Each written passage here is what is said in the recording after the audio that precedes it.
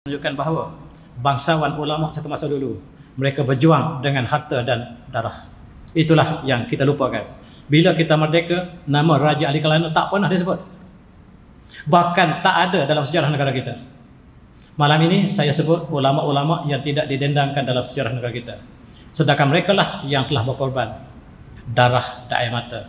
Sallallahu ala Muhammad, sallallahu ala Muhammad, sallallahu ala Muhammad, sallallahu ala Muhammad. Bismillahirrahmanirrahim. Assalamualaikum warahmatullahi wabarakatuh.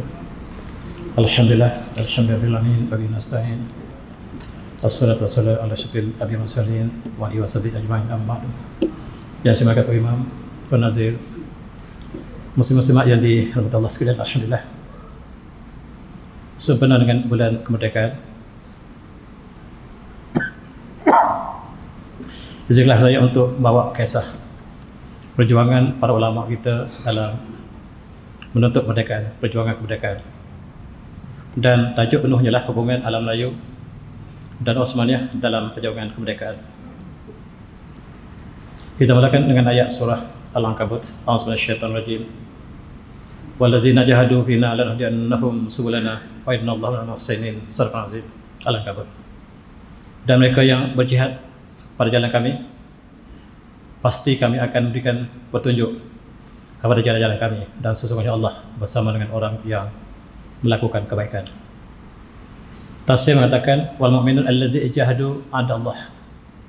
Al-mu'min yang berperang, berjihad jalan Allah terhadap musuh Allah, wan nas wasyaitan wasabru 'alal fitan wal adza fi sabilillah. Dan mereka sabar dalam menghadapi fitnah yang dibawa oleh jiwa sendiri, syaitan dan musuh Allah. Sahdihimullah sabil al-khair, dan Allah akan membawa ke jalan yang benar, jalan yang baik. Dan setelahnya menunjukkan mereka kepada suratul mutaqiin wa thabithum ala suratul mustaqim, dan akan menetapkan mereka di atas jalan yang benar. Wa man hadhihi sifati wa huwa mahsinun ila nafsihi wa ila ghairihi. Wa inna Allah subhanahu wa ta'ala lama man ahsana min khalqihi bin nasrah wa tayyid wal hirzi wal hidayah. Dan Allah berjanji benar-benar mereka yang berjuang di jalan Allah, Allah akan berikan petunjuk kepada mereka. Dan inilah kisah perjuangan. Dan apa yang saya sebutkan malam ini ialah bagaimanakah Osmaniyah, kerajaan Islam terakhir yang berpusat di Istanbul, apakah hubungan antara Osmaniyah dengan alam Melayu dalam perjuangan kemerdekaan yang tidak disebut dalam sejarah negara kita. Marilah kita buka hati dan perasaan kita pada malam ini, melihat sejarah yang tidak tertulis, sejarah yang pernah berlaku, dan para ulama kita berjuang, berjihad, dan mereka telah syahid kebanyakannya. Kita lihat satu masa dulu kita berada di bawah Osmaniyah.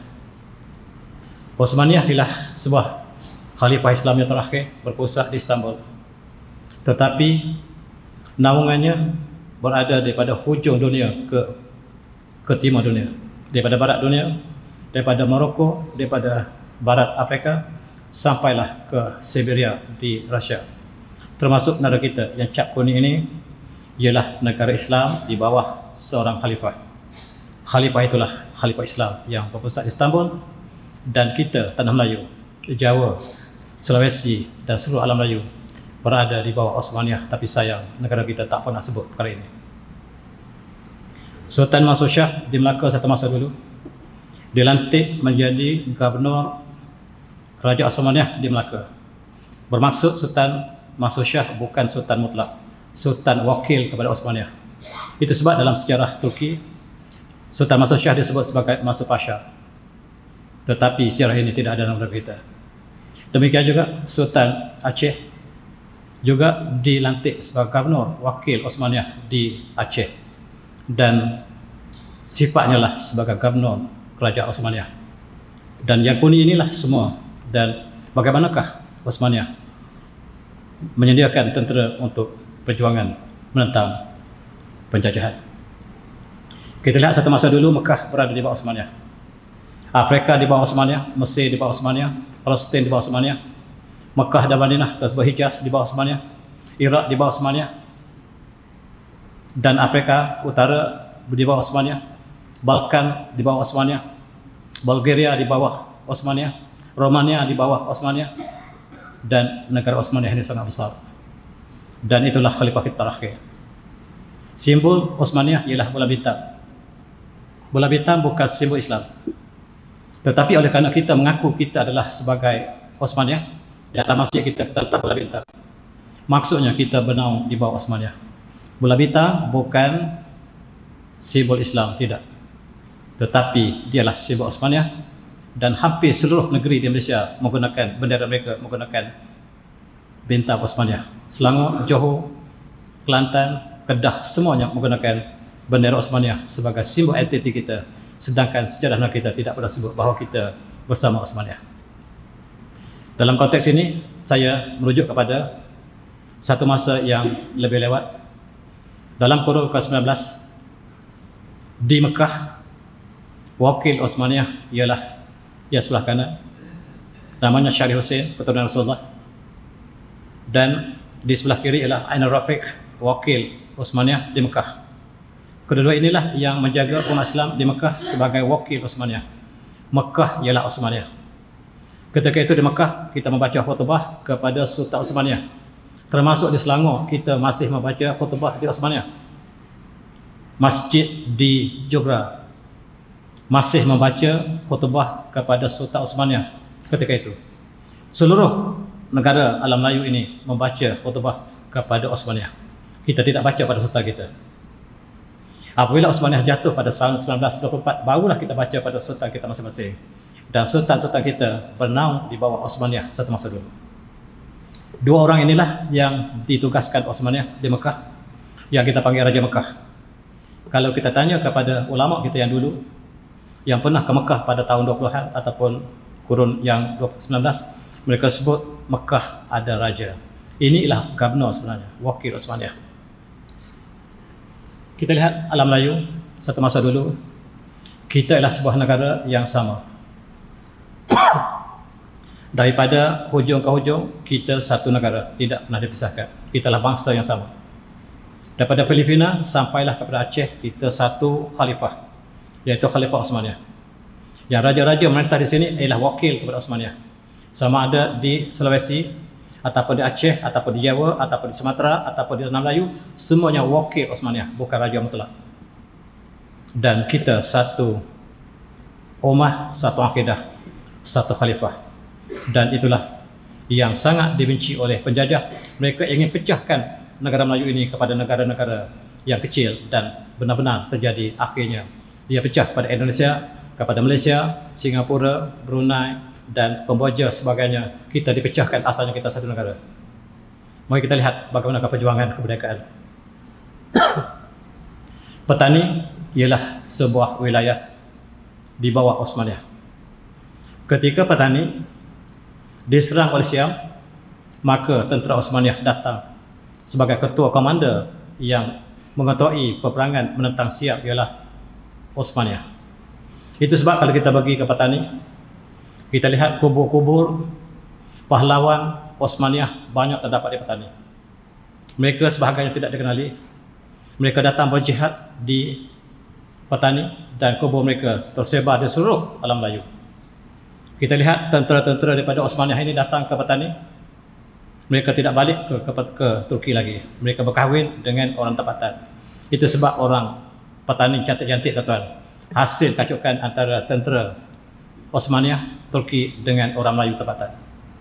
Dan kulit orang petani jauh lebih putih daripada kita, sebab mereka lah kacukan. Satu masa dulu kita bersama Osmania. Apabila ada peperangan, kita bersama-sama, dan ini di petani ataupun di Narutebat, kerajaan Turki telah membuka satu museum sebagai ingatan kembali bahawa kita bersama satu masa dulu.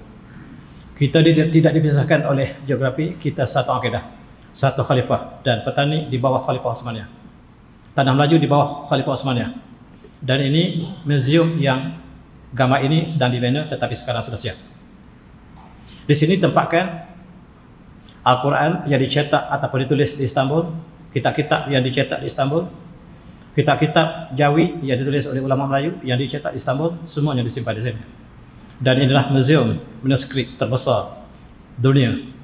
Manuskrip Melayu terbesar dunia tersimpan di sini. Dalam berbagai ilmu, pelayaran, pertukangan, termasuk ilmu kimia untuk membuat peluru dan sebagainya.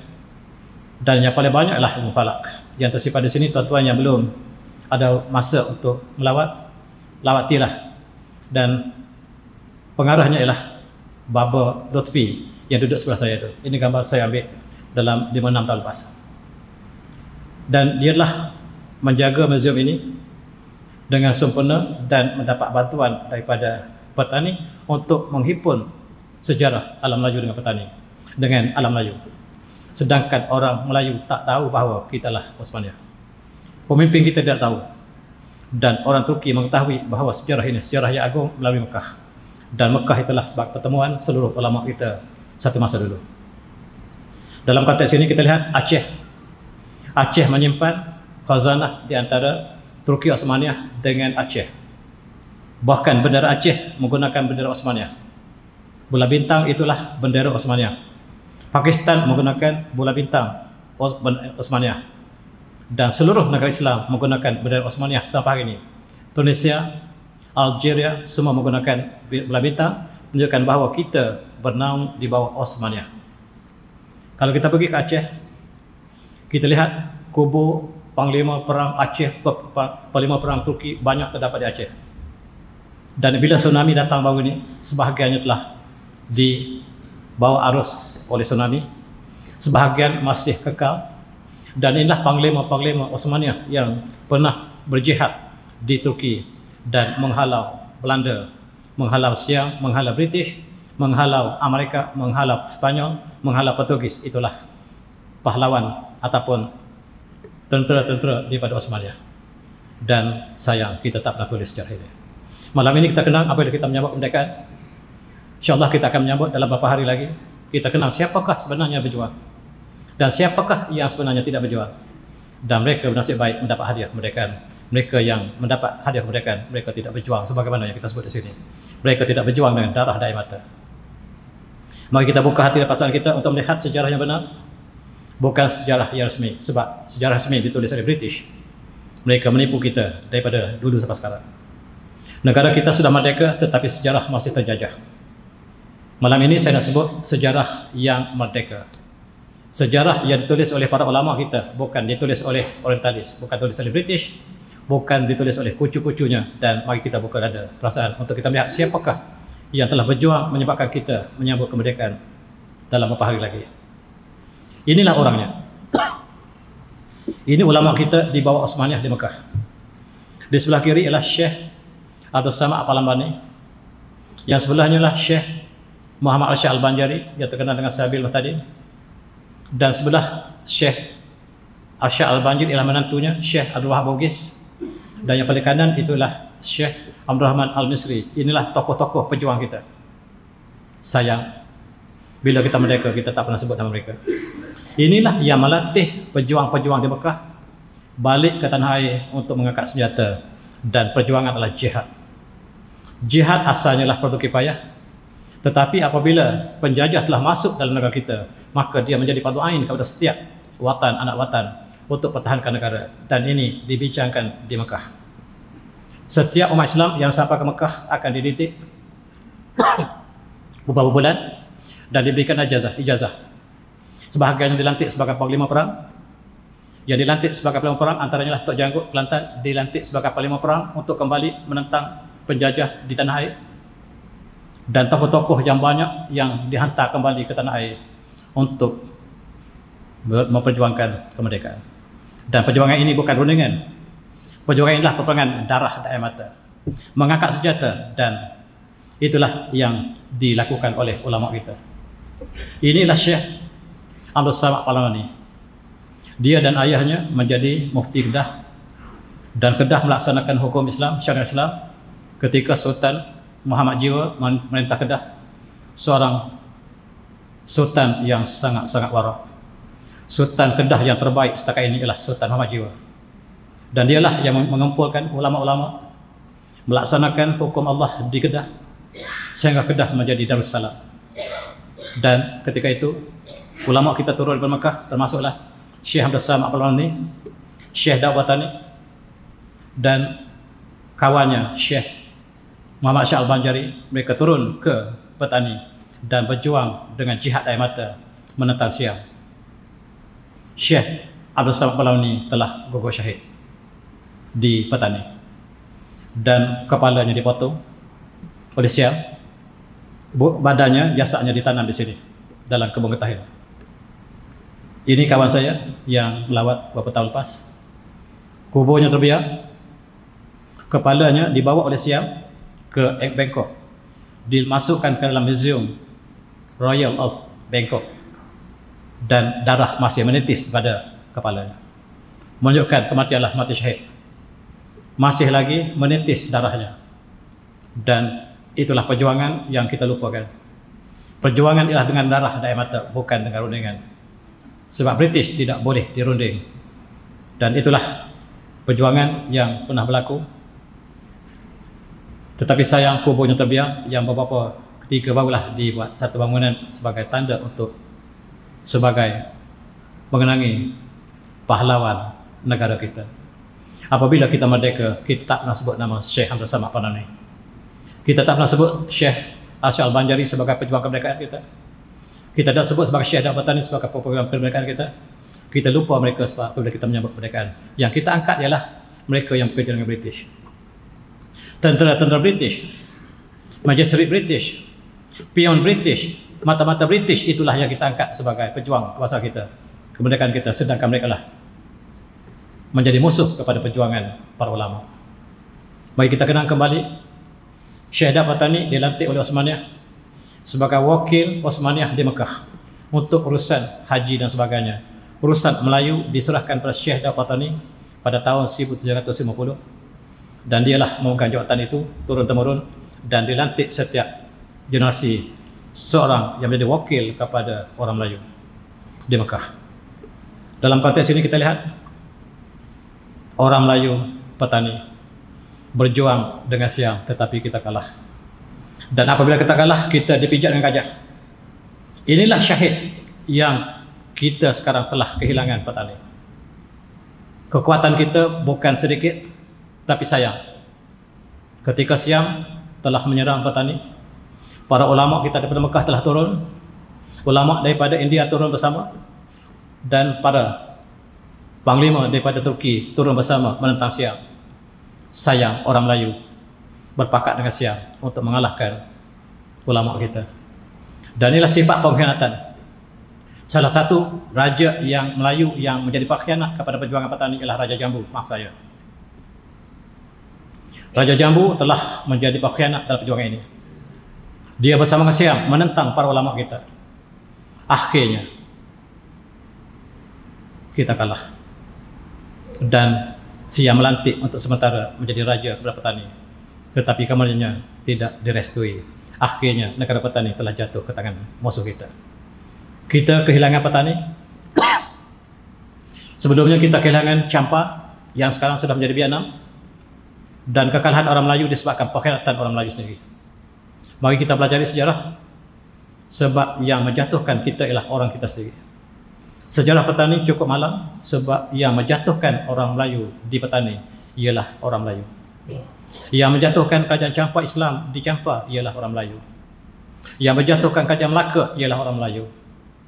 Ketika para pejuang di Jawa berjuang menentang Belanda, juga orang Jawa menjadi petualang kepada perjuangan Islam. Di Minangkabau, ketika para ulama berjuang menentang Belanda, maka orang Minangkabau juga lah menjadi penghalang, menjadi pengkhianat kepada perjuangan ini. Dalam setiap perjuangan kita, tuan-tuan, kita kalah karena perjuangan dibeloti oleh orang kita sendiri. Mari kita belajar sejarah ini. Daripada dulu lagi sampai kini, kita menjadi bangsa pengkhianat. Bukan saya kata, tuan-tuan, Raja Haji yang memimpin tentera Melayu dikhianati oleh tenteranya sendiri.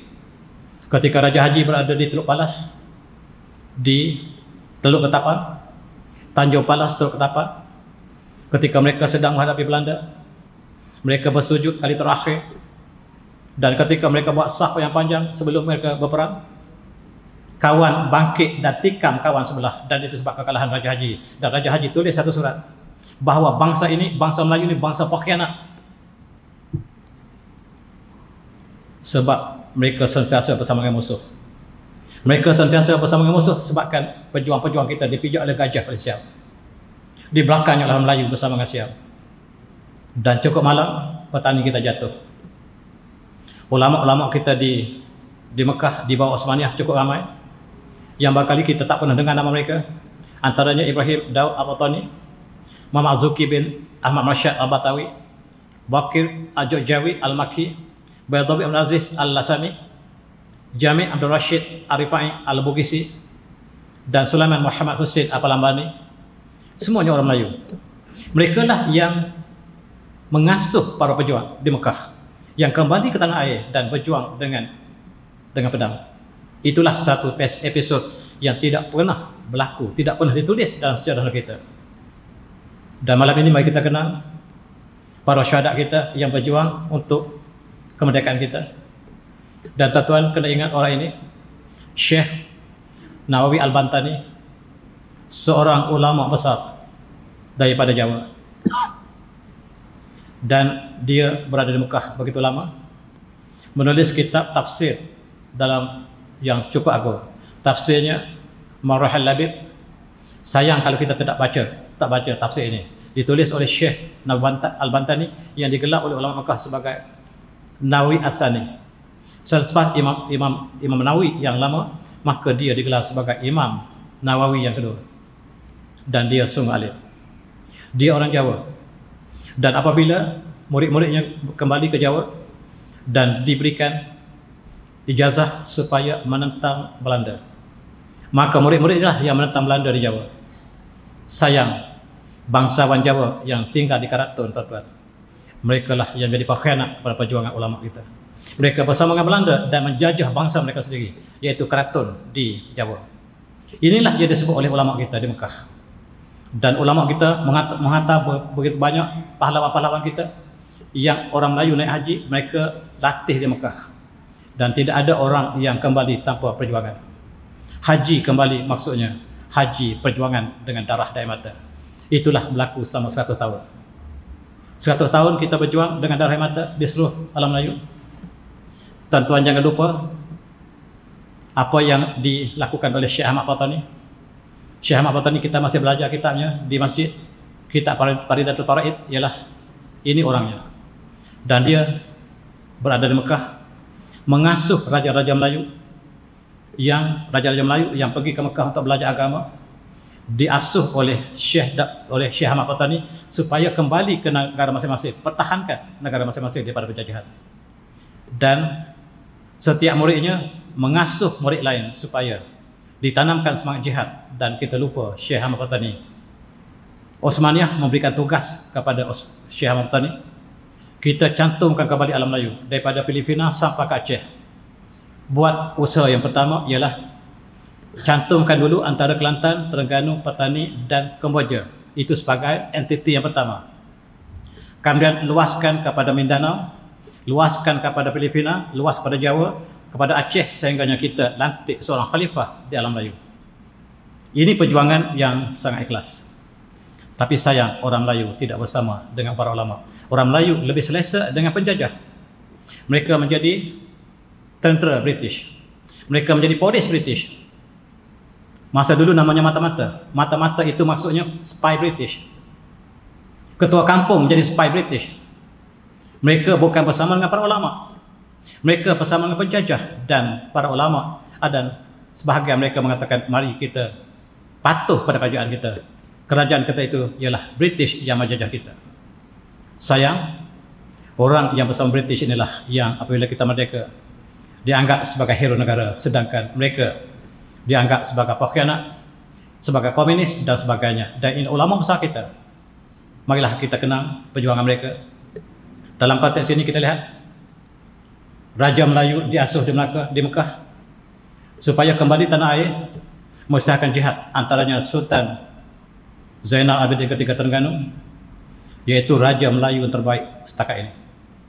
Raja Melayu terbaik setakat ini yang dilatih di Mekah untuk menjadi khalifah kita, yang daripada Kemboja sampailah ke Jawa, sampailah ke Aceh, inilah khalifah kita. Tapi sayang, penjajah telah mengetahui, maka mereka telah masuk Terengganu. Mereka telah menjajah Aceh, menjajah Minangkabau, menjajah Jawa, menjajah tanah Melayu, dan cita-cita kita untuk melantik seorang khalifah telah tergenala. Sebagai persediaan, mereka telah menyusun sebuah perlembagaan bernama Itaqan Al-Muluk bi Ta'li As-Suluk. Ini adalah perlembagaan yang awal negara kita ditulis di Terengganu di bawah Tok Paluh bersama dengan Sultan Abidin dan Abidin ketiga yang dipayungi oleh ulama Mekah. Mereka telah bersedia untuk menjadi khalifah kita. Daripada Aceh sampailah ke Filipina, kita harus ada seorang khalifah. Itu sebabnya penjajah pecah segera kita menjadi Filipina, menjadi Indonesia, menjadi Malaysia. Inilah sebab perjuangan ulama kita lah untuk menyatukan seluruh alam Melayu di bawah satu kalimah. Sayang, perjuangan mereka ditentang oleh orang Melayu sendiri, sebab orang Melayu bersama dengan British. Mata-mata British menangkap siapa saja yang bersama dengan ulama. Dan mata-mata kita dianggap sebagai hero negara hari ini. Sedang mereka petualang kepada perjuangan ulama kita. Mari kita kenang siapakah hero kita, siapakah pahlawan kita, siapakah yang menjadi pengkuting dalam lipatan. Mari kita kenang. Johor juga telah mengadakan satu perlembagaan namanya Undang-Undang Tubuh Kerajaan Johor yang diungkapkan pada tahun 1895 dengan tujuan sama.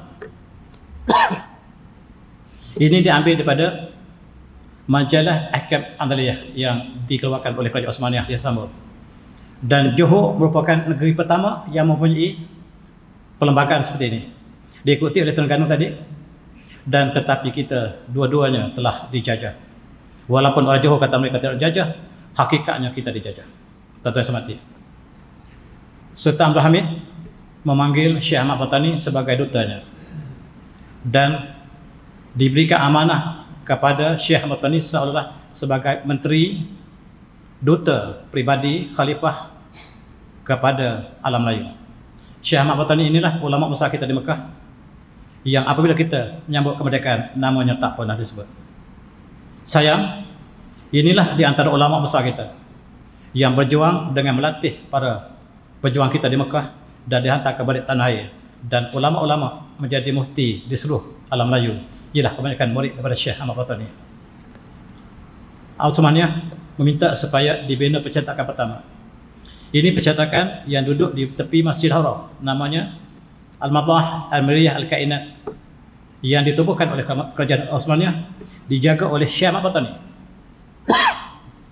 Inilah yang mencetak kitab Jawi yang pertama di atas muka bumi. Tuan-tuan yang masih belajar kitab Jawi, apa kitab Jawi saja dicetak di sini. Dan jasa Syekh Ahmad Patani sangat besar. Antara kitab yang awal yang dicetak di sini adalah Siratal Mustaqim, tulisan ataupun kitab tulis oleh Nuruddin Ar-Raneri. Kemudian Sabil Muhtadi yang ditulis oleh Syekh Muhammad Arsyad Al-Banjari, dan kitab-kitab yang ditulis oleh Syekh Dabatani. Kitab-kitab yang kita pelajari kebanyakan yang dicetak di sini. Tetapi sayang, matbah ini telah diruntuhkan oleh kerajaan Saudi yang mengambil alih kerajaan ini selepas kejatuhan Osmaniyah. Maka jasa yang dimainkan oleh percetakan ini sangat besar, tuan-tuan. Barangkali tuan-tuan baca kitab Jawi, apa saja kitab Jawi, tengok cetakannya Al-Miriyah Al-Kainat bi Makkah Al-Mukarramah. Itulah jasa Syekh Ahmad Patani bersama dengan Osmaniyah mencetak kitab-kitab Jawi yang banyak. Ini kitab yang awal dicetaklah Sabil Muhtadid. Kitab ini walaupun dicetak berkali-kali, di offset berkali-kali, tetapi asalnya dicetak di Mekah. Dan kitab ini dibaca seluruh alam Melayu. Inilah di antara kitab menjadi syarahan kepada Siratal Mustaqim Ar-Raneri, dan dia mempunyai banyak maklumat tentang alam Melayu, termasuk ilmu falak. Mereka yang pelajari ilmu falak, di sinilah kita lihat bagaimanakah untuk penentuan kiblat, untuk penentuan awal kiblat, awal Muharram, awal Ramadan dan sebagainya ditentukan dalam kitab ini cukup banyak. Pelajar saya yang buat PhD dengan saya mengkaji kitab Sabil Muhtadi, dan dia dapati bahawa dalam kitab ini banyak fakta tentang falak yang dikaitkan dengan ibadah Islam. Dan itulah di antara kitab agung yang ditulis alam Melayu dan dicetak di Mekah, di Tabah dan di percetakan Al-Miriyah Al-Kainat Al-Miriyah Makkah bi Makkah Mukarramah. Inilah jasa Syekh Ahmad Patani.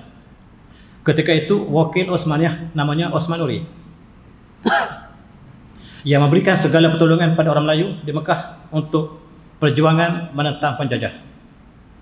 Dan ini ialah tuan-tuan yang pernah pergi ke Istanbul, Istana Tok Kepa, ialah tempat Syekh Ahmad Patani sentiasa mengunjungi Istanbul untuk mendapat arahan daripada Sultan Abdul Hamid, Sultan yang terakhir. Walaupun ada sultan selepasnya, sultan ini tidak ada kuasa lagi. Maka kita anggap Sultan Abdul Hamid ialah sultan khalifah kita terakhir. Dan hubungan Sultan Abdul Hamid dengan Syekh Ahmad Patani ini sangat rapat. Maka arahan inilah yang menyebabkan arahan untuk menyatukan seluruh alam Melayu di bawah seorang khalifah. Di antara jasa Syekh Ahmad Patani ialah menghantar pelajar Melayu ke Universiti Azhar. Dan pelajar Melayu pertama yang lulus ke Azhar ialah Syekh Tahir Jaludin. Ini dihantar oleh Syekh Ahmad Patani sebagai anak Melayu pertama supaya kembali ke tanah air, bukan saja berjuang dengan senjata tetapi dengan ilmu. Syekh Tahir Jaludin ialah murid Melayu yang pertama lulusan Azhar. Kemudian diikuti oleh tokoh-tokoh lain sebab harus kembali dengan ilmu, dan setiap murid daripada Syekh Ahmad Patani yang dilatih di Universiti Azhar disebarkan seluruh alam Melayu supaya dikembangkan ilmu bersama dengan jihad. Itulah yang dilakukan oleh Syekh Ahmad Patani. Inilah di antara murid Azhar yang pertama.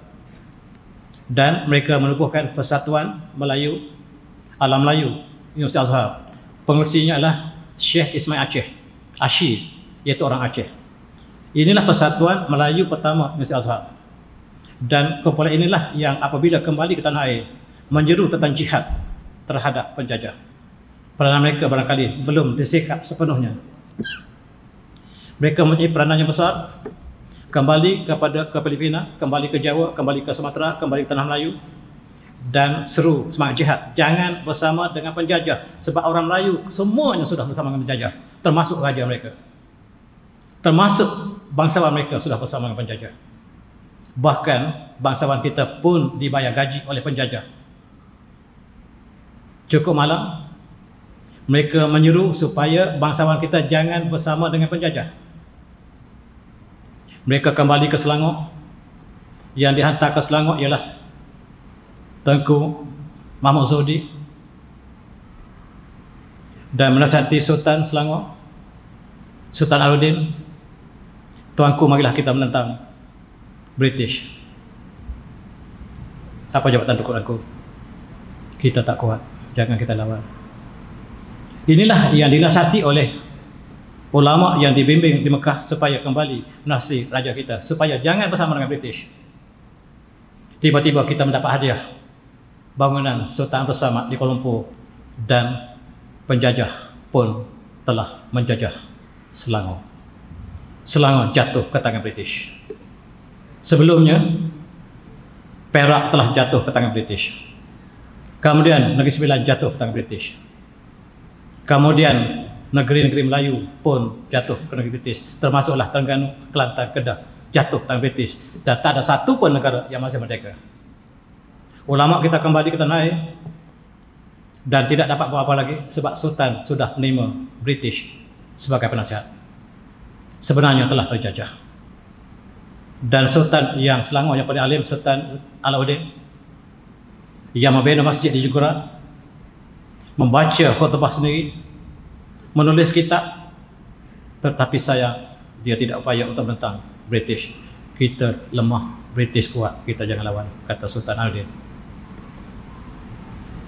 Inilah di antara ulama yang kembali tanah air menasihati Sultan. Tapi Sultan telah dinasihati oleh British. Sayang. Sama ada di Negeri Sembilan, di Selangor, di Kedah, murid-murid daripada Syekh Ahmad Patani lah yang menasihati Sultan kebanyakannya. Di Selangor, Tengku Mahmud Zuhdi inilah yang dihantar oleh Syekh Ahmad Patani. Ini murid yang sangat disayangi oleh Syekh Ahmad Patani. Khusus dihantar ke Selangor sebab Selangor tidak ada orang alim ketika itu. Inilah orang petani yang diutus khusus, yang dilatih di Mekah untuk menjadi mufti pertama Selangor, dan namanya dikenal. Baru ini saya dijemput untuk berikan kuliah di masjid di Raja Sulaiman, Sultan Sulaiman. Dan disitulah tempat kegiatan Syekh Tengku Mahmud Zuhdi yang sangat-sangat berwibawa dalam pemerintahan Sultan Sulaiman dan Sultan Alauddin. Di Negeri Sembilan, Syekh Ahmad Patani menghantar muridnya bernama Syekh Muhammad Sa'id. Dan dia daripada Patani, ada yang mengatakan dia daripada Linggi. Juga diasuh di Mekah supaya kembali untuk menentang penjajahan British di Negeri Sembilan. Sayang, Negeri Sembilan telah jatuh. Negeri Sembilan telah jatuh ke British, tetapi murid Syekh Ahmad Patani tidak dapat buat apa lagi. Maka terjajah Negeri Sembilan, dan di Kedah dihantarnya muridnya bernama Syekh Wan Sulaiman. Murid Syekh Ahmad Patani dihantar ke Kedah untuk menjadi Syekh Islam, menjadi mufti. Tapi sayang, Kedah telah jatuh. Tidak ada negara lagi yang tidak jatuh, satu demi satu telah jatuh. Dan antara murid Syekh Ahmad Patani yang sangat terkenal ialah Raja Ali Ketana. Dia pertahankan kepada raja ini supaya pertahankan Riau daripada Belanda. Tapi sayang, kepulauan Riau telah hancur, dibakar oleh Belanda. Dan Tengku Ali Ketana ini telah melarikan diri ke Singapura. Dan dia adalah mufti Singapura yang pertama. Sangat alim, dilatihkan di Mekah supaya kembali untuk pertahankan Riau daripada penjajahan Belanda. Tapi sayang, Riau telah dibakar hangus oleh Belanda. Tuan-tuan pergi ke Pulau Penyengat, kita dapat saksikan bangunan-bangunan yang pernah menjadi pusat pemerintahan di sana dibakar hangus oleh Belanda. Sebahagiannya dibakar oleh orang Melayu sendiri, sebab daripada kita serahkan pulau yang cantik, lebih baik kita musnahkan bangunan-bangunan kita. Dua-duanya sama ada dibakar oleh Belanda ataupun kita yang musnahkan. Tuan-tuan yang melawat Pulau Penyengat masih dapat menyaksikan kisah yang saya sebutkan tadi.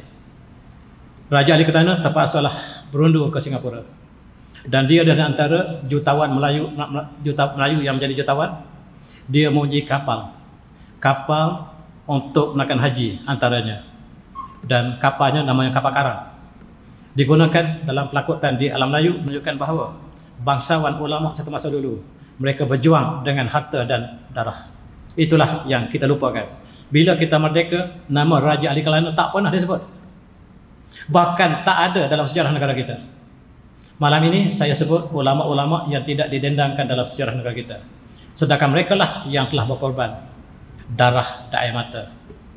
Dan dalam konteks ini, inilah yang dilatih juga namanya Raja Hitam ataupun Raja Khalid Hitam, yang diasuh dan dipesan oleh ulama Mekah melalui Raja Ali Ketana supaya pergi ke Jepun, minta tolong Jepun untuk menghalau British daripada Melaya, dan minta tolong British menolong Jepun supaya halau Belanda daripada Jawa. Dan inilah tugas yang dibawa oleh para ulama kita.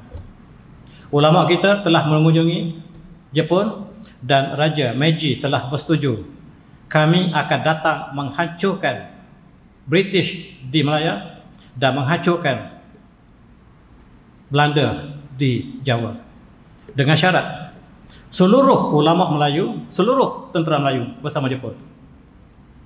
Sayang, bila Jepun datang untuk menolong menghalau British, orang Melayu bersama British menentang Jepun. Sedangkan Jepun datang untuk menghancurkan British. Tapi sayang, sejarah tak pernah tulis sampai hari ini. Sultan Abdul Hamid daripada Osmaniyah telah adakan hubungan dengan Raja Meiji supaya menolong umat Islam di alam Melayu. Dan akhirnya Raja Meiji mengatakan, kami bersedia untuk mengisahkan perang jihad ke atas British dan orang Melayu bersama dengan British. Sejarah tidak ditulis sepatah pun lagi. Dan inilah Raja Hitam yang kuburnya berada di Jepun dalam rundingan bersama dengan Raja Ali Ketana, bersama murid-murid Syekh Ahmad Patani, bersama dengan Jepun untuk menghalau British dan Belanda daripada alam Melayu. Tuan-tuan yang saya hormati, orang Melayu lebih selesa bersama dengan British. Ini Melayu, moyang kita, bekerja dengan British untuk menangkap ulama. Tugas mereka ialah tugas menangkap ulama. Mereka adalah mata-mata yang pertama. Mata-mata kerjanya menangkap para ulama. Dan akhirnya kita panggil polis. Nama mata-mata itu kami jadi polis. Ditugaskan untuk menangkap Tok Janggut, untuk menangkap Syekh Abdul Limbo, untuk menangkap Mak Kilau, untuk menangkap Datuk Bahaman. Inilah orangnya, moyang kita. Orang Melayu lah menjadi puaka dalam perjuangan ini. Mereka bersama British untuk menangkap pejuang-pejuang ini. Dan 3 orang Melayu ini, 2 Melayu ini datang daripada Singapura, diutuskan khusus untuk tangkap Tok Janggut, hidup atau mati. Dan mereka menjadi petualang dalam perjuangan kemerdekaan negara kita. Tapi sayang, mata-mata yang bekerja dengan British inilah yang diagungkan sebagai pahlawan kita hari ini. Kita tersalah sama sekali. Dalam konteks ini, mari kita lihat perjuangan Syekh Mak Kilau. Mak Kilau dilatih oleh ulama daripada Mekah di Teluk Ketapang, di Pekan Pahang. Namanya Syekh Osman Senik, panglima perang yang diutus daripada petani dan dihantar ke Pahang sebab Pahang tidak ada ulama. Maka orang Kelantan daripada Pendik, namanya Syekh Osman Senik, dihantar ke Pahang untuk melatih pemuda-pemudanya menentang British di Pahang. Dan Syekh Osman Senik ialah mufti pertama Pahang. Mufti pertama Pahang adalah Syekh Osman Senik yang melatih pemuda-pemuda, termasuklah Datuk Bahaman, Mak Kilau dan sebagainya. Tapi sayang sekali lagi, Melayu menjadi pengkhianat pada perjuangan ini. Ketika pejuang-pejuang bersama ulama menentang British, British diwakili oleh tentera upahan dan tentera Melayu. 290 tentera yang ditugas untuk menangkap Mak Kilau, 200 ialah orang Melayu. Cukup malang, tuan-tuan. Mari kita tengok nama mereka. Inilah moyang kita yang sanggup duduk di bawah penjajah. Namanya Malay Regiment, yang bekerja untuk menangkap para ulama kita. Dia tabik kepada British. Tuan dia British. Dan tugasnya lah untuk menangkap para ulama. Dan kita lihat, yang menangkap Tok Janggut, yang menangkap Mak Kilau ialah namanya Syed Osman, yang bekerja dengan British untuk menangkap Mak Kilau. Sayang, itulah di antara kisah yang menyedihkan bila kita ingat kembali sejarah perjuangan para ulama kita ditentang oleh orang Melayu sendiri. Dan mereka menjadi tentera British. Dalam konteks ini kita lihat, saya ingin perkenalkan seorang ulama besar di Mekah, asal Minangkabau. Saya tulis bukunya tentang biografi agung Syekh Ahmad Khatib Minangkabawi, orang Minangkabau. Apabila Utsmaniyah ingin mencari seorang ulama besar di Mekah menjadi imam Masjid Haram, di seluruh dunia dicari seorang yang paling alim, jatuh kepada Syekh Ahmad bin Abdul Latif Khatib Minangkabawi, orang Minangkabau. Dia sangat alim dan dia mengasuh murid-muridnya, antaranya Syekh Tahir Jaruddin, dan murid-muridnya yang terkenal di seluruh alam Melayu ini kebanyakan daripada ahli falak. Ia mengira tentang gerhana dan sebagainya, tetapi tugas yang penting ialah untuk menubuhkan persatuan dalam bentuk apa sekalipun bagi menentang penjajah, khususnya di Jawa menentang Belanda, di tanah Melayu menentang British.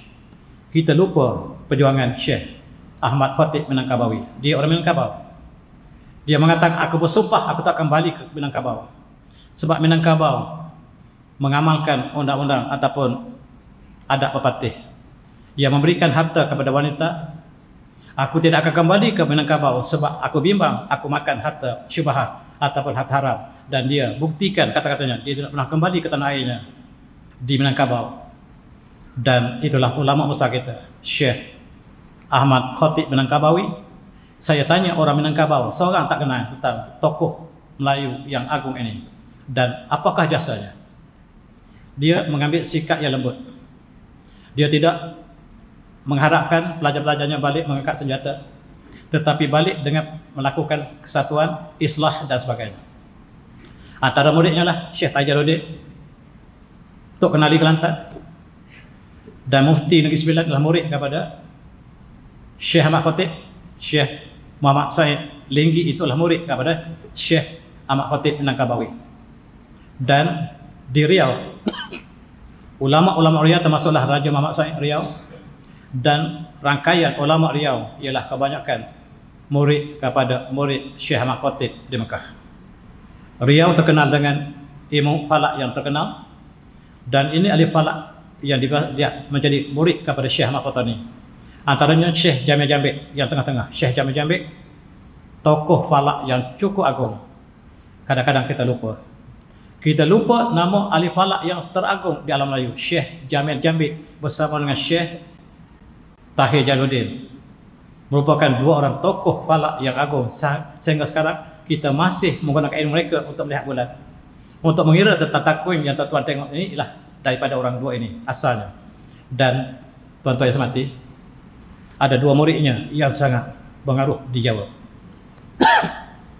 Seorangnya bernama Kiai Hashim Asy'ari, yang kedua adalah Ahmad Dahlan, Syekh Ahmad Dahlan, yang kedua-duanya mewakili kaum tua dan kaum muda, dan kedua-duanya murid daripada seorang ulama besar di Mekah, Syekh Ahmad Khatib Minangkabawi. Dan di Jawa ketika itu, sekali lagi tuan, mufti yang dilantik di Jawa tidak bersama dengan kita. Ini ialah Said yang sangat dimuliakan, tetapi sayang dia bekerja untuk Belanda. Di sebelah kanan ialah Belanda bernama Senok Honje, yang sangat rapat dengan mufti kita, tapi sayang dalam banyak hal dia bersama dengan Belanda, bukan bersama dengan kita. Dan apabila satu persatuan ditubuhkan, di antara murid Syekh Ahmad Khatib Minangkabawi terkenal ialah Ayah Hamka dan Tok Kenali Kelantan, dua murid yang sangat terkenal, yang ditugaskan untuk kembali tanah air dan buat majlis agama dan latihkan pelajar dengan ilmu. Latih umat Melayu dengan ilmu sebelum mereka berjuang berikan ilmu dengan sepenuhnya. Maka di sinilah kita lihat tulisan-tulisan yang ditulis oleh ulama kita di Mekah. Antaranya soal jamaah ini ditulis oleh Syekh Ahmad Qahtani untuk tujuan kesepaduan ataupun perpaduan umat Islam di Jawa. Kemudian kita lihat kitab-kitab ditulis di Mekah. Kitab-kitab ini dikirim kembali ke tanah air dan dipelajari di seluruh alam Melayu. Sebahagiannya dipelajari di Jawa, di alam Melayu, tetapi tuan yang tidak mengetahui kitab yang ditulis tujuan untuk melahirkan perasaan untuk berjuang jihad menentang penjajah, malang kalau kita tidak tahu tulisan mereka. Di Kelantan, tugas Tok Kenali ialah sebarkan ilmu dan ajak berjihad dalam konteks ilmu pengetahuan. Dan Tok Kenali telah menubuhkan sebuah majalah yang tertua negara kita, namanya Pengasuh. Ini majalah yang paling tua di atas negara kita. Diterbitkan kali pertama pada tahun 1918, dan sekarang sudah 100 tahun lebih masih hidup. Satu-satunya majalah yang paling lama hidup di negara kita ialah majalah Pengasuh. Tuan-tuannya tak pernah baca Pengasuh, tak pernah belajar baca Pengasuh. Sayang, inilah majalah pertama yang ditubuhkan dalam usaha jihad. Masih diterbitkan oleh Jabatan Islam Kelantan.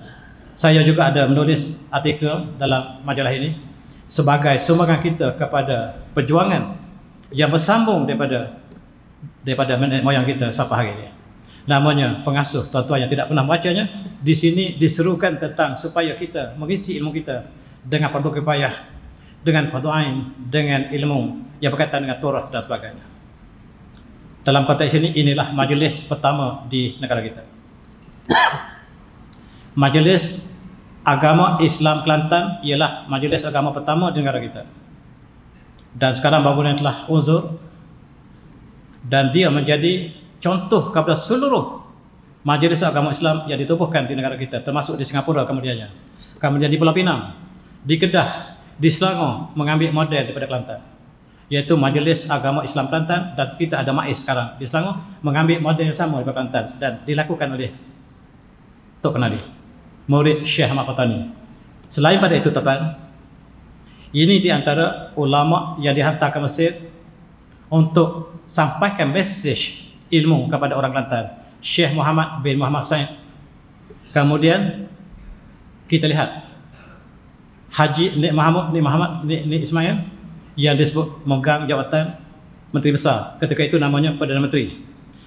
Namanya Perdana Menteri Dan jawatan Perdana Menteri inilah dipinjam untuk Malaysia. Bila kita merdeka, jawatan tertinggi kita dipanggil Perdana Menteri. Perdana Menteri itu diambil dari Kelantan. Jawatan Menteri Besar namanya Perdana Menteri di Kelantan. Kemudian apabila Perdana Menteri ini diberi kepada Malaysia, maka Kelantan mengambil title Menteri Besar. Asalnya Perdana Menteri ialah untuk Kelantan. Ini ialah pejuang-pejuang yang awam, tetapi mereka berjuang di peringkat ilmu. Satu lagi perjuangan, inilah satu gambar yang diambil gabungan di antara tokoh-tokoh terlihat Zaba, Tok Kenali dan tokoh-tokoh Melayu ketika itu menyeru kepada ilmu untuk menentang penjajahan. Sebelum kita menentang penjajah, kita harus isi negara dada kita dengan ilmu. Dan inilah sebabnya ditubuh sekolah-sekolah dan sekolah agama yang awal ditubuh di Kelantan adalah Muhammadi dalam rentetan sama. Dan itulah sebabnya kita lihat sejarah ini telah kita menerima sebahagian daripada jasa mereka. Saya nak sebut satu lagi jasa yang besar dimainkan oleh al-murid-murid Syekh Ahmad Patani, Syekh Khatib Minangkabau, ialah persatuan yang ditubuhkan di Jawa, namanya Syarikat Islam. Ditubuhkan oleh dua orang ini. Yang sebelah kanan ialah namanya Haji Surmadi. Sebelah kiri ialah Haji Agus Salim, murid kepada Syekh Ahmad Patani, Syekh Ahmad Khatib Minangkabau. Mereka menubuhkan satu persatuan dinamakan Syarikat Islam bersama dengan Cakrawala. Indonesia menjadikan dia sebagai pahlawan negara Indonesia. Tetapi sayang, yang bergerak di Malaysia tidak pernah diiktiraf sebagai pahlawan kita. Mereka menubuhkan Syarikat Islam yang simbolnya ialah Al-Muslimun Ikhwatun Lil Mu'minin Kabunian Yahdu Ba'duhu Ba'dah. Umat Islam itu, orang beriman itu seperti sebuah bangunan yang kuat menguat antara satu sama lain. Dan Sabil Haqq, itulah perjuangan mereka untuk menentang Belanda. Dan pertubuhan ini sangat besar. Sayang, ulama Jawa tidak bersama dengan para ulama. Mufti Jawa keturunan Rasulullah ini tidak bersama dengan perjuangan untuk menentang Belanda, sedangkan dia adalah bersama Belanda. Sayang apabila ulama besar, mufti tidak bersama dengan perjuangan rakyat, dia bersama dengan Belanda. Dan buku dia tulis haram untuk bersama dengan perjuangan umat Islam, haram untuk bersama dengan syarikat Islam yang ditubuhkan untuk umat Islam dan menentang Belanda. Sayang, fatwa dikeluarkan oleh mufti Jawa mengatakan perkara itu tidak dibenarkan. Dia bekerja untuk Jawa, untuk tuannya bernama Sunat Honje, sangat licik. Apabila dia melihat kekuatan penentangan umat Islam di Jawa, dia tidak tahu apakah sebab, bagaimanakah orang Islam yang menentang Belanda mereka ingin syahid, mereka tak akan mundur. Dan untuk mengetahui rahsianya, dia berpura-pura murid Islam. Dia pergi ke Mekah, bertemu dengan tokoh-tokoh ulama kita, termasuklah Syekh Ahmad Patani dan Syekh Nawil Al-Bantani. Dia berpura-pura untuk menjadi murid kepada tokoh besar kita ini. Tujuannya adalah untuk mengetahui kekuatan umat Islam. Apa dia laporkan? Dia tulis di Aceh, kalau kita terjemahkan kalau bahasa Melayu, aku ke Mekah, aku pura-pura memeluk Islam, aku mencari Nawi Bantan, sebab Nawi Bantan ialah kekuatan umat Islam di alam Melayu. Apabila Nawi Bantan memberikan satu fatwa, seluruhnya dilaksanakan di alam Melayu. Aku mencari Nawi Bantan, akhirnya aku temui seorang tua yang rupanya gelap, saiznya tak sampai 5 kaki, sangat rendah orangnya. Tetapi dialah yang sangat digeruni oleh seluruh penjajah di tanah air. Rupa-rupanya pejuang kita di Mekah, tuan, bukan di sini. Yang ditakuti oleh penjajah lah yang bersatu di Mekah. Itulah yang dilaporkan oleh Sunat Honje yang sangat jahat ini. Apa yang berlaku, tuan? Inilah syarikat Islam, simbolnya lah bola bintang. Dia tulis SI, Syarikat Islam, mengambil sebenar bendera Osmaniyah. Dan Osmaniyah lah sanak terakhir Khalifah Islam. Khalifah Islam bermula dengan para sahabat, Khalifah Rasyidin, disambung oleh kerajaan Umayyah, kerajaan Abbasiyah, kerajaan Mamluk, kerajaan Andalusia, kerajaan Osmaniyah, dan berakhir sanak Khalifah Islam dengan Osmaniyah. Dan simbol inilah simbol nasak terakhir, bola bintang, dijadikan sebagai simbol perjuangan SI.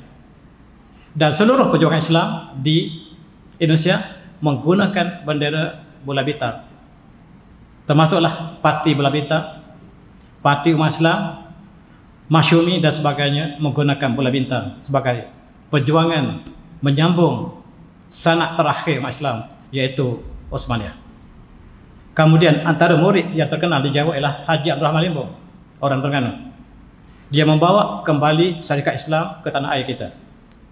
Dan inilah yang menjadi pertubuhan Hizbul Muslimin, tuan-tuan, kena tahu. Apa yang dibawa oleh Haji Abdul Rahman Limbong yang dilatih di Mekah ialah untuk kembali untuk mempertahankan Islam di tanah Melayu ini, menentang British dengan menubuhkan satu persatuan. Persatuan itu namanya Hizbul Muslimin, disokong oleh seluruh ulama Indonesia. Inilah di antara ulama Indonesia yang menyokong penubuhan Hizbul Muslimin di tanah air kita.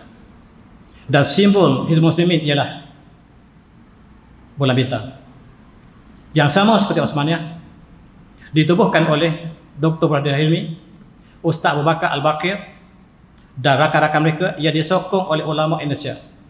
Ini ulama Indonesia daripada Masyumi yang bertanggungjawab bersama-sama menubuhkan Hizbul Muslimin di negara kita.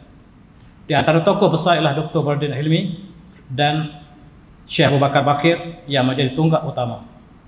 Sayang, British telah mengetahuinya. British menggerung orang lain. Orang ini tugasnya untuk menangkap orang ini. Orang yang dilatih oleh British dilatih untuk menangkap orang berjuang ini. Akhirnya kedua-duanya ditangkap. Hizbul Muslimin diharamkan. Ini dia Hizbul Muslimin. Dr. Bradil Hilmi ditangkap oleh kerajaan baru. Mereka yang berjuang tidak dapat kemerdekaan, dan British memberikan kemerdekaan kepada orang yang tidak berjuang. Mereka yang menitiskan darah dan mencurahkan darah dan air mata tidak termasuk dalam rombongan untuk menerima kemerdekaan. Orang yang berjuang telah ditangkap.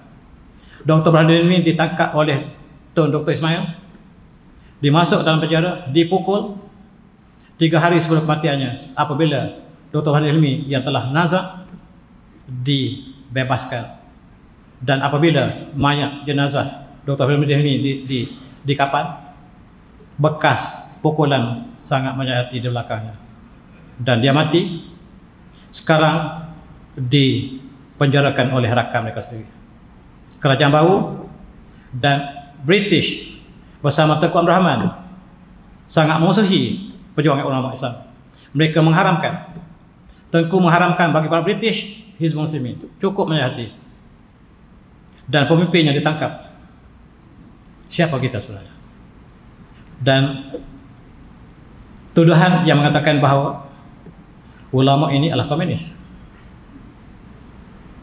Ulama yang berjuang dengan darah air mata ini dituduh oleh negara sebagai komunis, yang disebut sebagai bahaya pada gunung. Dan Hizbul Muslimin diharamkan, pemimpin ditangkap. Kemudian demikian juga Profesor Dr. Zulkifli Muhammad mati dalam kemalangan. Yang kematian ini banyak persoalan-persoalan yang dapat kita fikirkan. Dua tokoh ini telah syahid, satu dalam penjara, satu di Terengganu, dalam perjuangan menegakkan Islam. Dan British telah menyerah kalah ketika Jepun. Jepun ia datang untuk menghancurkan British. British tidak suka amanah, dan dengan mudah Jepun mengalahkan British. Kata Jepun, komander Jepun mengatakan, ketika kami sampai di Kota Baru, ketika kami sampai di Songkhla, Thailand, kami disambut oleh para ulama. Ulama bersama-sama menyambut kami, dan inilah amanah daripada Mekah supaya menyambut kami. Dan kami bertolak ke selatan. Di Kedah kami disambut besar-besaran. Sampai di Perak kami disambut di Sabak Bernam, di Selangor. Kami diberikan makanan yang indah, kata Jepun. Kami terus ke belakang, ke bawah, sampai ke Bakri. Sampai ke Bakri, kata Jepun, malam itu kami diserang hendak oleh British. Kami menentang British malam itu, dalam 3 jam saja British semua mati, kata Jepun. Dan pagi itu kami melihat mayat yang bergelimpangan. Kami menangis. Sebab tidak ada satu pun mayat British yang mati dalam Melayu dan India. Dengan mayat kami bercakap, kami datang untuk menolong kamu. Kenapa kamu tentang kami? Tidakkah ulama kamu sudah beritahu bahawa kami datang untuk menolong kamu? Kami biarkan mayat bergelimpangan. Kami pergi ke Singapura. Kami melintasi Selat Teberau. Ini sejarah Jepun. Kami sampai dan British telah kalah. Tetapi ada sebahagian tentera Melayu di Bukit Candu. Mereka pertahankan British. Kerana mereka pertahankan di Bukit Candu, maka British dapat keluar ke laut dan mereka menyelamatkan diri ke Silong. Itu Jepun, kata Jepun. Apabila kalau tidak ada tentera Melayu di Bukit Candu, British akan menerima nasib yang cukup malang. Tetapi tentera Melayu bermati-matian pertahankan British. Mereka pegang bendera salib. Kami panggil kepada ketua mereka bernama seorang Lieutenant. Wah Lieutenant, dengar dulu. Tidakkah kamu dengar bahawa kami dijemput oleh ulama kamu datang untuk menghancurkan British? Kenapa kamu bekerja dengan British? Jawab Lieutenant, biar putih tulang, jangan putih mata. Kami tembak seluruh. Dan tuan-tuan, lihat di manakah sejarah ini. Siapakah yang menjadi hero? Siapa yang petualang? Mari kita renungi sedalam-dalamnya. Sejarah sangat pahit, sebab sejarah belum ditulis penuhnya. Tuan-tuan yang semati, akhirnya Jepun kalah kembali. Sebelum Jepun kalah, Jepun sebagaimana janjinya memberikan kemerdekaan kepada Soekarno. Soekarno diberikan kemerdekaan oleh Jepun, tuan-tuan, ingat. Dan sejarah tidak tulis.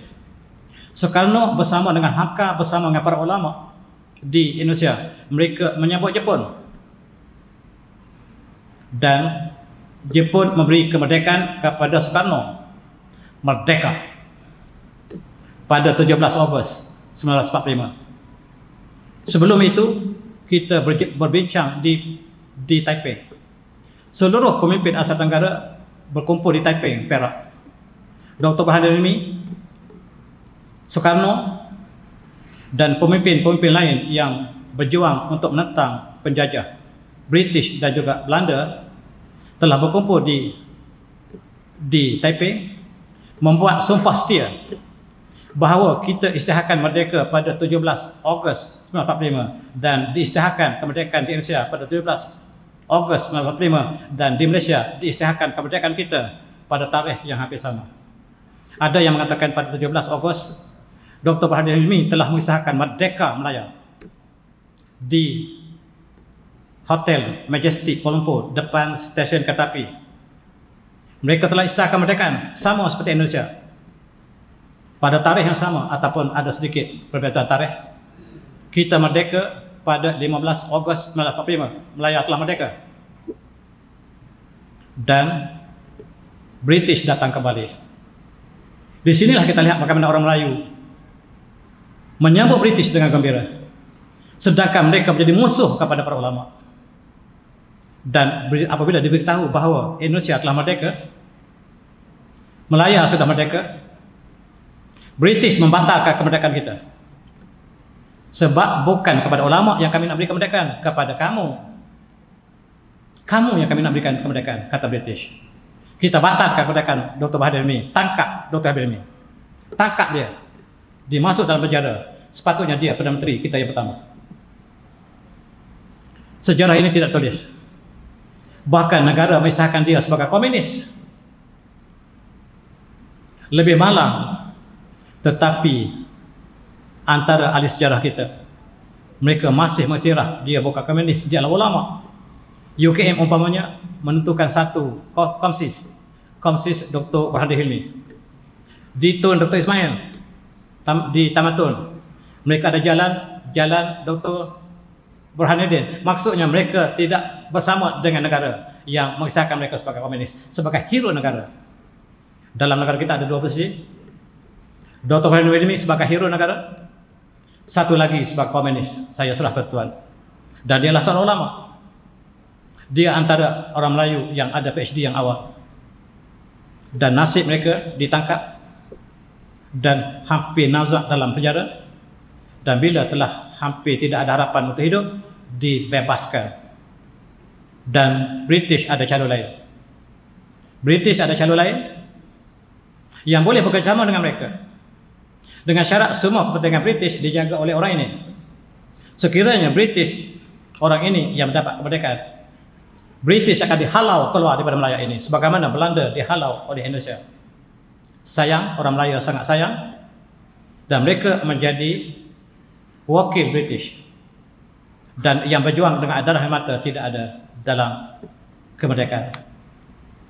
Wakil kita bertemu dengan Colonial Office, dan mereka tanda sign dengan penuh syarat. Di Indonesia kami mentah Indonesia, Belanda tidak ada hak sedikit pun. Belanda dihalak keluar semuanya.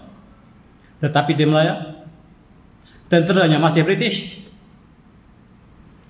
estate British dijaga oleh proksi mereka, dan kita merdeka dengan penuh syarat. Merdeka, Indonesia merdeka, kita merdeka, kita ada, kita lepas. Dan alhamdulillah kita merdeka. 31 Ogos 1957 kita merdeka kali kedua selepas kali pertama dibatalkan. Kemerdekaan yang disahkan oleh Dr. Burhanuddin Hilmi tidak diterima. Yang kita terima ialah kemerdekaan yang disahkan pada tahun 1957. Tetapi ramai orang tidak gembira. You will suffer if British go. Kenapa kita nak merdeka? Kenapa kita nak merdeka? Kita sayangkan British. Ini orang Melayu. Siapa kata kita merdeka? Tuan-tuan baca. You will suffer if British go.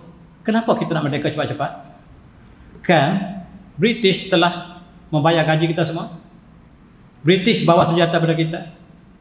Kalau British tak ada, siapa nak bayar gaji pada kita? Sejarah malam. Dan ingat satu lagi perjuangan tuan-tuan. Tengku Muhyiddin apabila petani telah diambil oleh Siam dengan perjanjian dengan British, negara Melayu telah jatuh kepada Siam. Dan perjanjian antara penjajah dengan penjajah, sedangkan serta Melayu tidak diambil kira. Tetapi dalam Perang Dunia Kedua, British berpura-pura mengatakan kepada waris kerajaan petani, Tengku Muhyiddin, sekiranya kamu dapat mengalahkan Jepun, kamu akan dilantik menjadi raja kembali dan petani akan diserah pada kamu. Tengku Muhyiddin telah berjuang. Akhirnya British menang kembali. Apa nasib Tengku Muhyiddin? Ditipu. Dan bersama dengan regunya Haji Sulong. Haji Sulong telah dibunuh oleh Siam. Tengku Muhyiddin mati selepas makan ubat. Dan petani dikembali pada Siam sampai hari ini. Ketika Perang Dunia Kedua, kita sudah hampir mendapat petani kembali. Dengan usaha yang dilakukan oleh Tengku Muhyiddin dengan rakannya Tengku Sulong ataupun Haji Sulong. Haji Sulong dimasuk dalam pukat, dicampak ke laut. Tengku Muhyiddin juga mati kemudian. Dan petani terserah kembali pada Siam sampai hari ini. Cukup malam. Dan ketika British mengatakan petani kami serahkan kembali kepada Tengku Muhyiddin, dan mulai hari ini selepas tahun 1945 petani kami serah kepada orang Melayu kembali. Ketika itu Perdana Menteri Siam yang sangat jahat, Pibol Songgram namanya, Dia berjumpa dengan General Douglas MacArthur sebelah kiri. Apabila British telah kalah di Tanah Melayu, British memberikan kepentingannya kepada Amerika. Amerika melantik ketua besar pahlawan ataupun general besar di alam Melayu di Asia Pasifik ialah Douglas MacArthur, dan Peebles Telegram pergi minta dengan MacArthur, kembalikanlah petani pada kami, dan diberi surat, maka terjajah sekali lagi lah petani kepada Siam. Sedangkan pada tahun 95 petani sudah menjadi milik kita kembali. Sayang, dan sekarang para intelektual kita sedang bekerja di peringkat antarabangsa untuk kembali kepada undang-undang, sebab pada tahun 95 petani telah dikembalikan kepada orang Melayu. Dan inilah yang harus kita pelajari. Dr. Burhanuddin Ilmi mati dalam penjara. Walaupun dibebaskan 3 hari kemudian, dia mati, meninggal dunia. Dan Al-Fatihah untuknya. Demikian juga Profesor Datuk Zulfiqar Muhammad yang berjuang dalam arahan yang sama, juga telah meninggal dunia. Dan tuan-tuan, kita berdoa kepada para pejuang kita yang sebenarnya. Allahumma ansur al-mujahidin fi sabilika fi kulli makan. Allahumma ansur al-mujahidin fi sabilika fi kulli makan. Ya Allah, berikanlah pertolongan dan berilah ganjaran kepada muhajirin yang sebenarnya yang berjuang dengan darah dan air mata negara kami. Dan Allahumma lakal nashkur. Dan pada kaulah ya Allah, aku telah mengadu padamu ya Allah, apa yang dilakukan oleh para pejuang tidak diiktiraf negara kami, dan itulah yang kami hadapi. Negara telah merdeka tetapi sejarah masih terjajah. Di Tugu pahlawan kita, tengok yang menang ialah mereka yang hidup mancung, bukan seperti kita. Tinggi saiznya, hidup mancung. Ini bukan kita. Yang menang itu bukan kita. Buktinya di bawahnya, di dindingnya, nama mereka semuanya British. Hero negara kita tidak ada seorang pun ulama. Tidak ada Syekh Ahmad Patani, tidak ada Syekh Ahmad Patani, tidak ada Syekh Daud Patani, tidak ada Syekh Muhammad Syah Al-Banjari, tidak ada. Syekh Abdul Samad Pelandi, tidak ada. Mak Kilau tidak ada, Tok Janggut tidak ada. Yang ada semua British ataupun tentara British. Dan sejarah negara kita ditulis dalam bentuk yang demikian. Ketika kita menyambut kemerdekaan, mari kita kenang kembali. Kita berdoa kepada mereka yang telah mengebakkan berjihad sebenarnya, dan mudah-mudahan mereka mendapat tempat yang indah di sisi Allah SWT. Ini ialah sejarah kolonial British yang ditugaskan oleh British untuk merangka perlembagaan negara kita. Namanya Lord Reed. Dia merancang untuk menukis negara kita. Kita kata negara kita negara Islam, dia kata tidak. Kamu tidak pernah ada undang-undang Islam. Dan sekiranya kamu ingin merdeka, syarat pertama, kamu meninggalkan Al-Quran dan kamu mengambil undang kami, common law, sebagai undang tertinggi kamu. Dan sekarang, kalau kamu nak merdeka, saya kata mereka yang dijemput untuk menerima kemerdekaan. Di sini syarat kemerdekaan kamu menerima undang kami, iaitu common law. Ya, kami setuju. Saya, semua wakil saya. Okey. Dan kamu dapat mereka dengan syarat kamu menggunakan undang kami, common law, sampai hari ini. Tuan-tuan, apabila dalam perdagangan kita tidak ada Islam sebagai agama resmi, maka antara hakim yang menulis yang bersama anggota Lord Reed bernama Hakim Al-Hamid daripada India, dia mengatakan, kamu orang Islam, kamu orang Melayu orang Islam, kenapa kamu tidak ada Islam dalam perdagangan kamu? Orang Melayu kata, kami tidak perlu. Sebab sekiranya dalam persatuan ada Islam is the religion of federation, maka tugas sultan kami tidak ada lagi, diserah kepada persekutuan. Kami tidak ingin Islam sebagai agama resmi kami. Kenapa kamu bodoh? Kata Hakim Al-Hamid. Saya cadangkan supaya dimasukkan sebagai Islam is the religion of federation, Islam agama resmi persekutuan. Akhirnya dimasukkan oleh Hakim Abdul Hamid, bukan kita yang masukkan. Tetapi bercanggah dengan seluruh perlembagaan kita. Maka ditanya kepada Tengku bahawa syarat pertama kita adalah negara Islam, tetapi undang-undang kita undang-undang sekular. Apa jawab Tengku? Dengar betul-betul. Tengku mengatakan, however, that the whole constitution was framed on the basis that the federation will be a secular state. Dengar baik-baik. Negara kita adalah negara sekular, bukan Islam.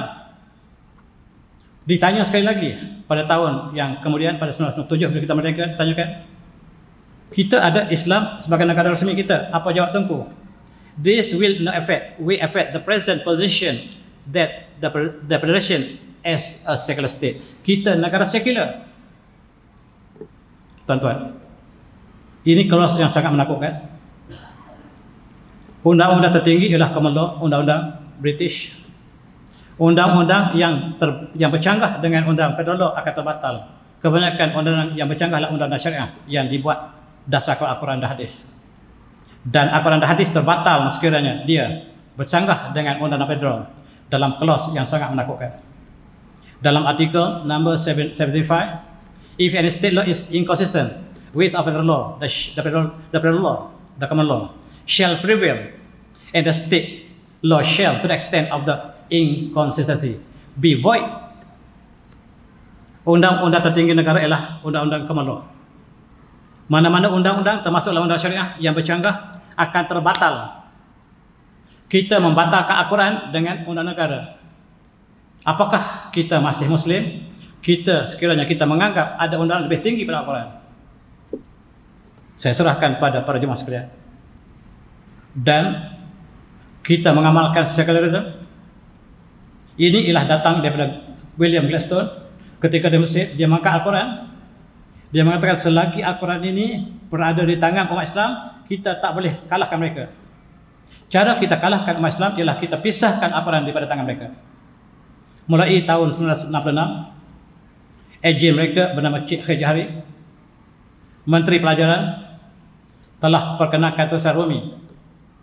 Dan apabila tulisan Rumi diperkenalkan, tulisan Jawi ialah tulisan yang diwarisi sejak zaman berzaman.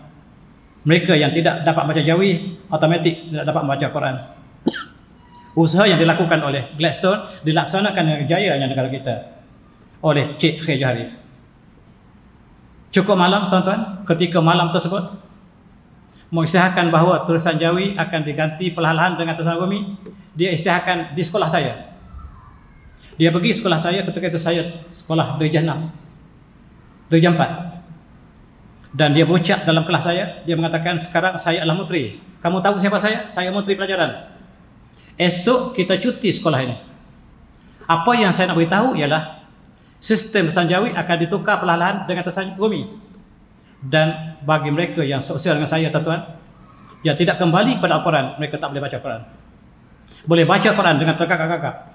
Apatah lagi untuk memahami Al-Quran dengan dasar yang dilakukan oleh Gladstone. Dan kita menjadi negara yang semakin lama semakin terpisah dengan tulisan Al-Quran sendiri. Alhamdulillah, dalam masa-masa yang lewat kita kembali tulisan Jawi. Mudah-mudahan kita kembali semula untuk Al-Quran. Dan Jawi adalah tulisan budaya yang dipadankan dengan Islam. Tuan-tuan semati, dalam ekonomi sebagaimana saya sebutkan, mereka menggunakan riba sebagai asas. Cukup malam tuan-tuan, riba ialah perkara yang diisytiharkan perang oleh Allah dan Rasulnya. Allah dan Rasul isytiharkan perang kepada riba. Sayang, dalam tahun 80-an tuan-tuan tidak ada bank Islam. Mereka yang membeli rumah, membeli kenderaan sebelum tahun 90, kebanyakan mereka terlibat dengan riba. Rumah dengan riba, kenderaan dengan riba, pinjaman dengan riba. Dan riba ialah yang Allah isytiharkan perang. Dan kita mengharapkan pahala dengan terlibat dengan segala riba. Dan kita mengamalkan ekonomi kapitalisme, liberalisme, pragmatisme sampai hari ini, walaupun kita sudah merdeka. Apakah kita benar merdeka?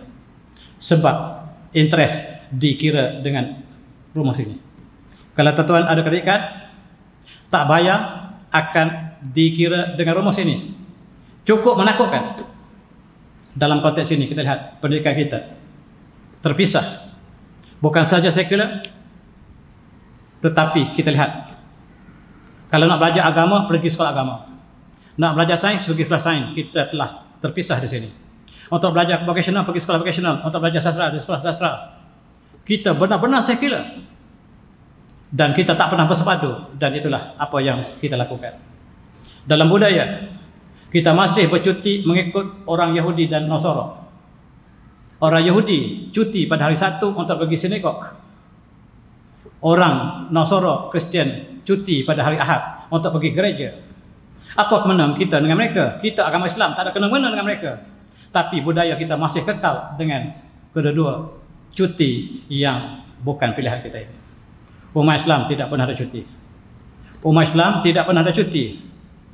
Tetapi mereka telah beri cuti kita ketika mereka pergi gereja, ketika mereka pergi sinagog, dan kita teruskan selepas kemerdekaan. Budaya kita masih terikat dengan mereka. Selamat menyambut hari kemerdekaan. Saya minta maaf banyak. Dan tema kita hari ini adalah tekad perpaduan, penuhi harapan. Dan perpaduan harus kita kembalikan dalam masyarakat kita. Tetapi persoalannya, apakah yang menjadi asas kepada perpaduan? Apakah dengan ekonomi? Kalau kita jadikan ekonomi sebagai perpaduan, ekonomi sedang merudum dan perpaduan akan terpisah. Sekiranya kita jadikan bangsa sebagai teras perpaduan. Kita lihat dalam sejarah Melayu mengkhianati perjuangan Melayu. Bangsa tidak dapat mengikat perpaduan. Yang dapat mengikat perpaduan ialah kalbu yang salim, akidah dan akhlak yang diasaskan kepada takwa. Itu saja yang dapat mengikat hati kita. Kita tak dapat ikat hati manusia, tetapi Allah dapat ikat hati kita dengan syarat kita kembali kepada takwa. Dan itulah yang barangkali sebagai kesimpulan apa yang saya katakan tadi. Minta maaf banyak-banyak sebab malam ini saya banyak bercakap. Dan sekali lagi minta maaf. Mudah-mudahan apa yang saya sampaikan ini bukan untuk keburukan, tetapi untuk sama-sama kita berfikir sebab kita menyambut kemerdekaan dalam hujung minggu nanti.